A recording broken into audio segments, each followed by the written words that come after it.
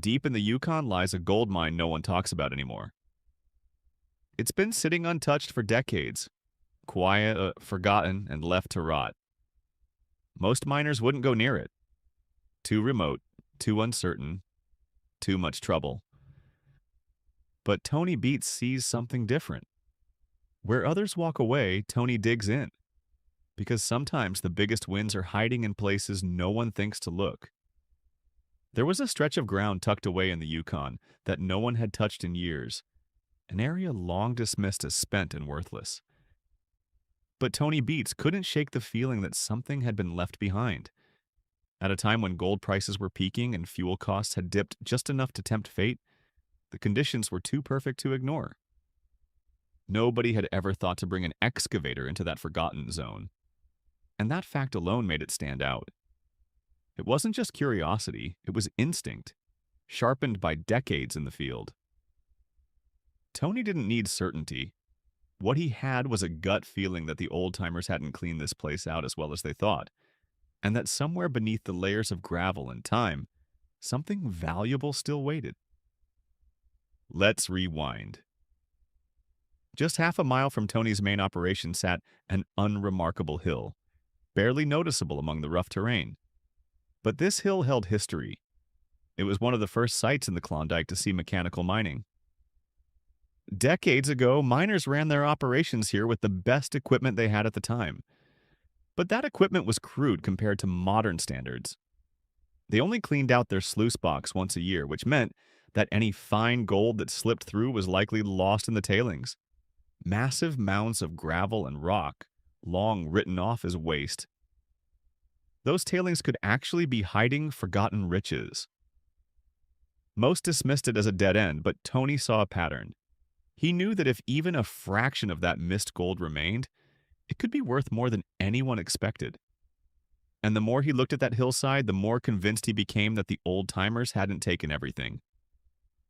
Something was still there, buried, overlooked, and waiting. He brought in Kevin, he brought in the crew, and he brought one important question. What if this isn't just a pile of rocks? The answer wasn't in the stories, it was under the dirt. Tony pointed to the remains of an old wooden sluice buried beneath the hill. 80 years old, maybe more, and still there. It was a whisper from the past. With no time to waste, he ordered an excavator. Not tomorrow, not next week. Today. As the excavator fired up and its metal arm drove into the ground, the machine tore through compacted layers of tailings, gravel, silt, and rock that hadn't been disturbed in nearly 80 years. This wasn't just digging. It was uncovering the decisions of men long gone, chasing a dream with tools that couldn't catch everything they sought. No one knew for sure whether this ground had been bled dry or whether it still held secrets buried deep within. They panned the first bucket cautiously, not expecting much. But as the water swirled and the sediment washed away, sunlight caught something unmistakable. Flecks of gold, fine as dust, scattered through the dirt. And it wasn't isolated. It was consistent, visible in every swirl of the pan. Gold had settled into these tailings like forgotten breadcrumbs left behind by a bygone era. The crew didn't speak, but the look said it all. This wasn't just luck. This wasn't a fluke. What they had uncovered hinted at something far bigger, a silent cache of gold that had evaded capture for nearly a century. Tony had been sitting on this for over 3 decades, 30 long years of holding on to a hunch, believing that the ground others had written off still held promise. It wasn't just a guess. It was a quiet conviction, born from experience, sharpened by instinct, and fueled by the kind of determination only years in the mining world can give. He'd watched others walk away from that patch of land, labeling it as barren, exhausted, a waste of time. But Tony never quite believed that. Something about that hill, something about the way it sat untouched, always tugged at the back of his mind. And now he finally had proof. Real, gleaming, undeniable proof.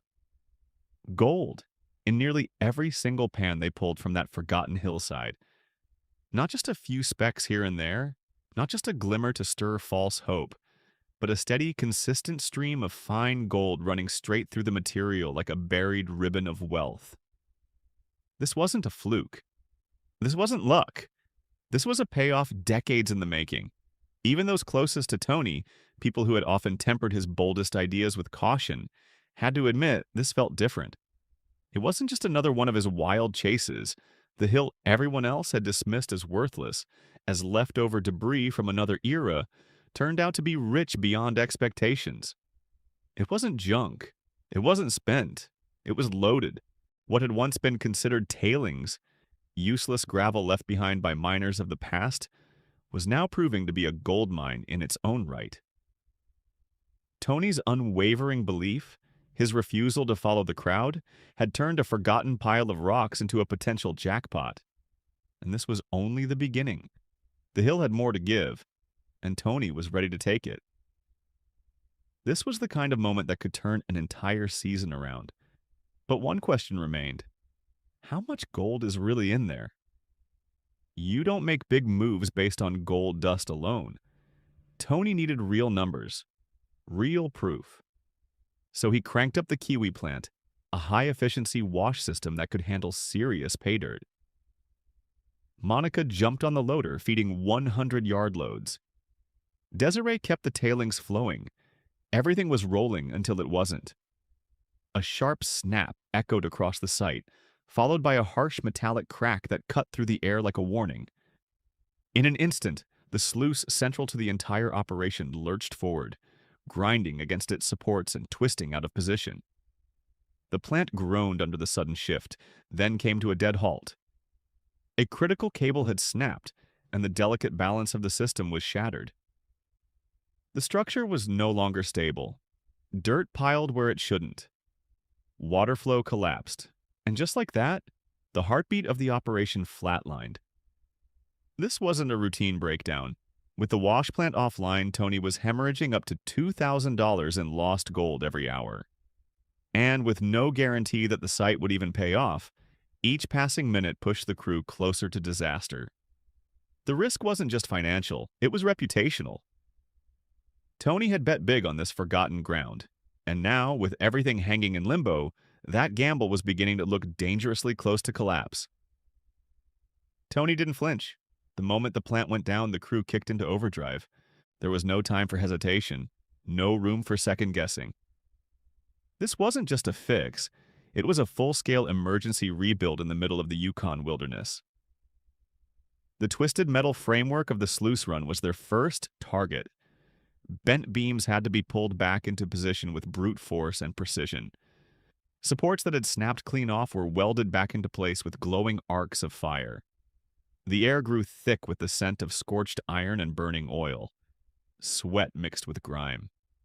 Tools clanged. Machines groaned. And still, they didn't stop. One mistake, and the entire structure could fail again. But Tony didn't waver.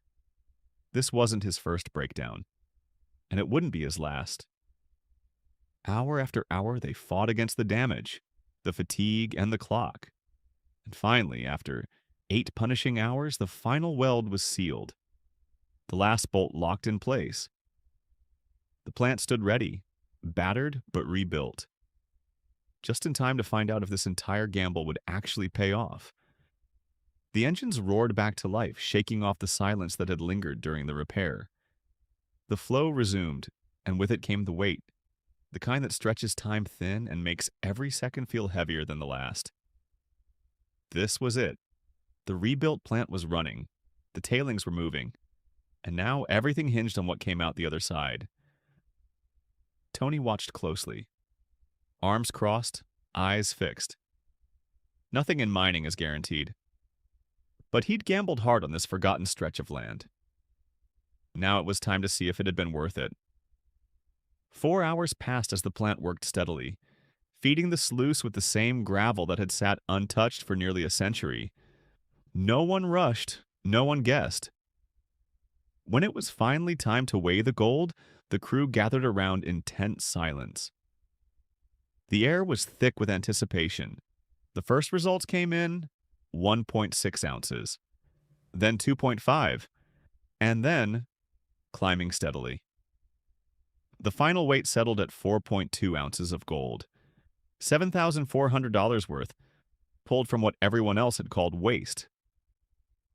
Tony's hunch hadn't just worked.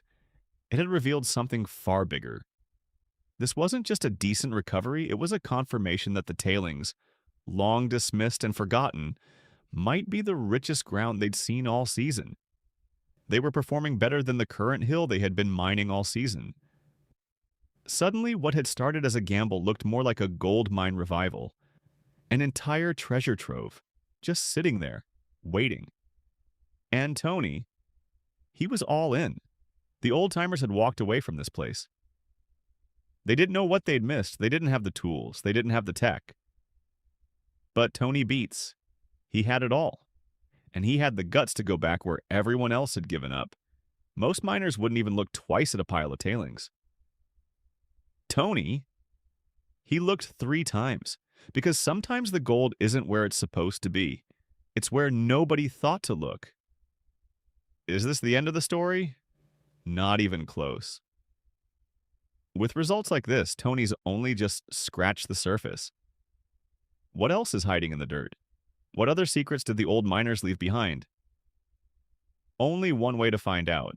Keep digging. Because in the Yukon, gold doesn't just disappear, it waits. And Tony Beets? He's coming for every last ounce.